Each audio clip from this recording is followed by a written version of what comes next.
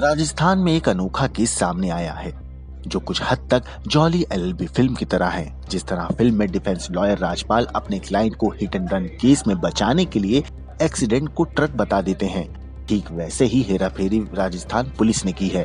दरअसल मामला आज से करीब 10 साल पहले का है, जब 10 अगस्त 2011 को झुंझुनू के उदयपुर वाटी के रहने वाले दिनेश कुमार ने केस दर्ज कराते हुए बताया कि उसका भाई रमेश रोहिला सीकर से चिराना बाइक लेकर जा रहा था। तभी रास्ते में रामपुर रोड पर बस स्टैंड के पास किसी वाहन ने उसे टक्कर मार दी, जिसके बाद उसकी मौके पर ही मौत हो गई।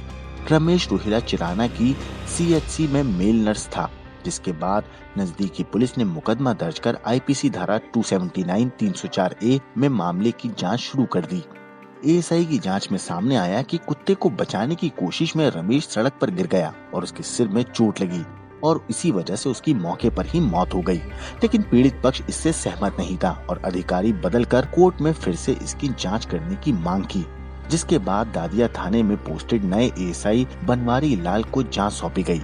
एएसआई बनवारी लाल ने फिर जांच की और उसमें तथ्य बिल्कुल उल्टे थे। रिपोर्ट में सामने आया कि रमेश की बाइक का एक्सीडेंट मार्शल गाड़ी से होने की वजह से हुआ था, जिसके बाद एएसआई ने गवाहों के बयान रिकॉर्ड किए।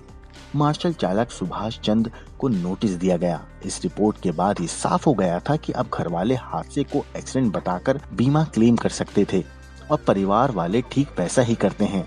लेकिन बीमा कंपनी को इस मामले में शक होता है और वो इसके खिलाफ याचिका दर्ज करवाते हैं। बीमा कंपनी की याचिका के बाद सीकर एसपी को जांच करवाने के लिए पत्र भेजा गया, जिसके बाद डीएसपी ग्रामीण आरपीएस अयूब खां को जांच दी गई। डीएसपी अयूब खान ने सीकर एसपी के आदेश के बाद फर्जी क्लेम के मामले की जांच शुरू की। जांच करने के बाद उन्होंने सीकर एसपी को 19 जून 2018 को जांच रिपोर्ट सौंप दी, लेकिन तब ये रिपोर्ट सीकर एसपी ऑफिस में ही पड़ी रही और कोर्ट में पेश नहीं की गई। वहीं दूसरी तरफ इस मामले की सीकर की कुंडली कोर्ट में चार्जशीट पेश होने के बाद न्याय प्रक्रिया शुरू हो चुकी थी। कोर्ट में सारे बयान दर्ज कराए गए, सारे दस्तावेज भी पेश किए गए थे।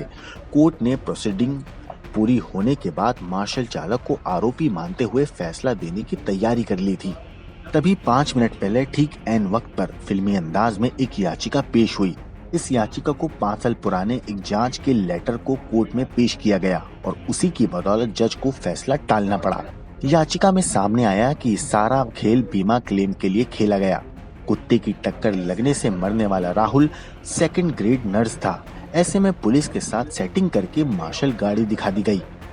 एवरेज के हिसाब से उसकी सैलरी 50,000 रुपए थी। घटना के वक्त उसकी उम्र 40 साल थी। जीवित होने पर वो 40 साल नौकरी करता। ऐसे में कोर्ट वेतन के हिसाब से बाकी बची हुई नौकरी का क्लेम बनता है। इसी आधार पर उसका क्लेम 1.25 करोड़ रुपए बनता है। 10,000 रुपए उसके खाने खर्च व अन्य के लिए निकाल देते तो करीब 80 लाख रुपए क्लेम मिल सकता था।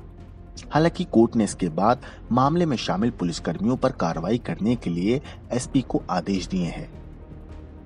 ब्यूरो रिपोर्ट, क्राइम तक।